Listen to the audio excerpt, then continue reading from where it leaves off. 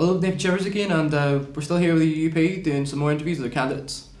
Hello, my name is Harry Hamilton and I'm the Conservative and Unionist candidate for Upper Bann.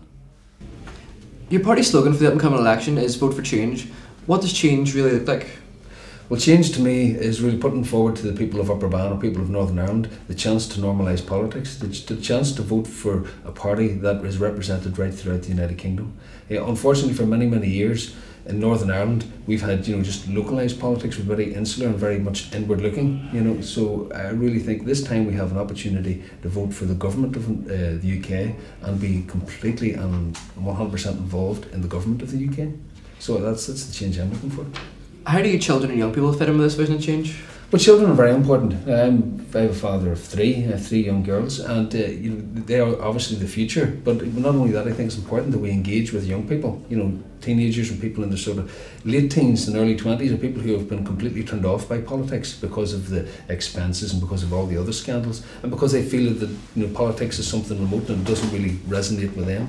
I think politics is really just the effective management of our country, and we're all obviously stakeholders in that country, and it's very important that the people become aware of that. I think we need to develop a way of communicating different. Politics isn't just about middle-aged men fighting amongst each other, or middle-aged women for that matter, but it is about effective management of all our resources and making sure we have a good future for all. Your party statement says this was an important election in generations.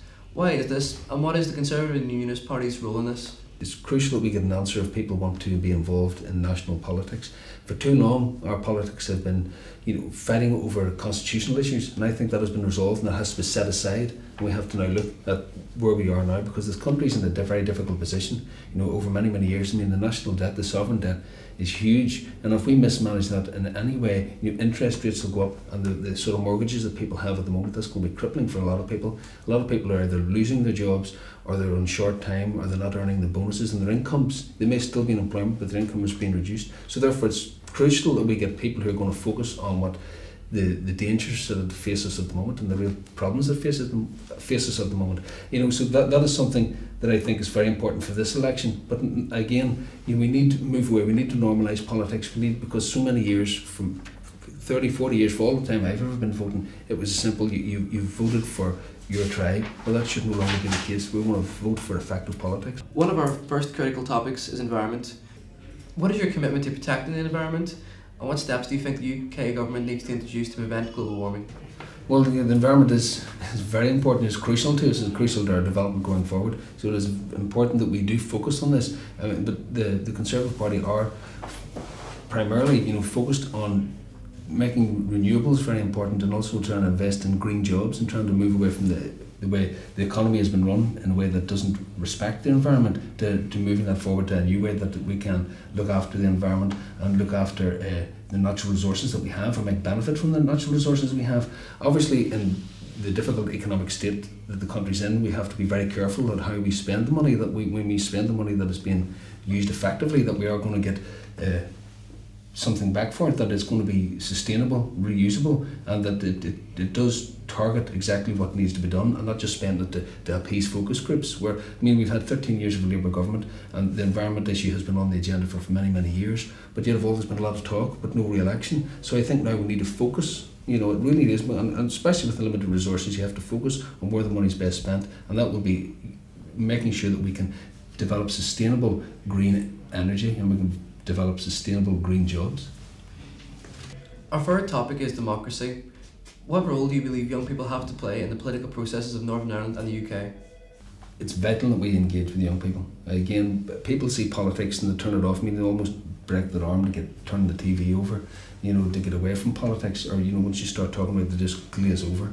And to a certain extent, I'm one of those few people that I was engaged with politics early on in life, but nevertheless, it is vital that people recognise what politics is about. They've been turned off it because there's so much infighting, and they hear people just really turn strips off each other and not really engaging with what the issues are. And I think politics, children need to be, or young people need to be aware of that politics affects us all. It affects how your schools run, it affects how your hospitals run, it affects what sort of houses you're going to get when you grow up, and whether or not you're going to have affordable mortgages. It affects every aspect of your life, and it really is, if we could describe it more as the management of the country.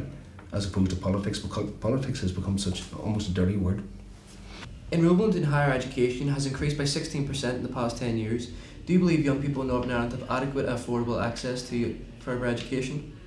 We need to spend more on educating people. We need to spend more on ensuring that the skills basis increases, because that is how economies grow. And the economies of China and of other successful countries at the moment, they're focusing on training the people to provide the skills and the skills and the abilities that helps push their economy forward. So this is how we do that, and this is, we need to ensure that we're getting the right amount of people coming in to train and educate themselves for the jobs that are need done. So that's how we need to match that up, and it needs yes, children, if they want to move on, they're prepared to have the determination, they want to drive and push themselves forward, then there has to be the opportunities there for them to better themselves and move forward with that. But again, we can't just be doing policy or degrees and all sorts of subjects unless there's going to be jobs at the end of it. We have to join the two up. Our final topic area is international affairs. Where does your party stand on protecting the international rights of the child? Well, firstly, one of the key pledges of the Conservative and Unionist government is that we're going to ring fence the International Development Fund at 0.7 of the national income. So that's going to be ring fence, and that's going to stay irrespective of how the economy fluctuates over the next few years. That's ring fence, and that's going to happen. So that's obviously a direct help to a lot of these countries where these people, children trafficking and stuff comes from. But the other side of this debate is, there is a market for it. So there's people who are trying to bring the children in, and there's also a demand for them within the communities and within the country. So we have to use the laws that we have to reduce that and to focus on these people, so there's no longer demand. If we can reduce the demand, the people will no longer be trafficking the children in. The other side of that will be that we are committed to put in place a border police, which is going to obviously, again, hinder the movement of these unfortunate people. So we need to focus on that's the things that we can do domestically, but on an international side of that, apart from the money that we're going to invest in the countries, is talking to people about democracy in some of these areas and looking after that we can help them help themselves. We are very advanced in conflict resolution in this country because of our recent history. This is skills and knowledge that we can pass on to people, and we can be even talking to people to create better environments that these people are operating in. So we also support the United Nations in their drive to try and reduce this. So we were very supportive, and it's one of the horrors, stories that in this modern day that there's such children trafficking going on. There's also demand for it, and there's people that are prepared to profit from it. And this is something that needs to be rooted out. And we can do whatever we can, either domestically or take that campaign out to the countries where these people are being brought from. Okay, thank you very much, Hamilton. Thank you very much for having me. I've been Nathan Shivers, and this has been another WIMPS interview.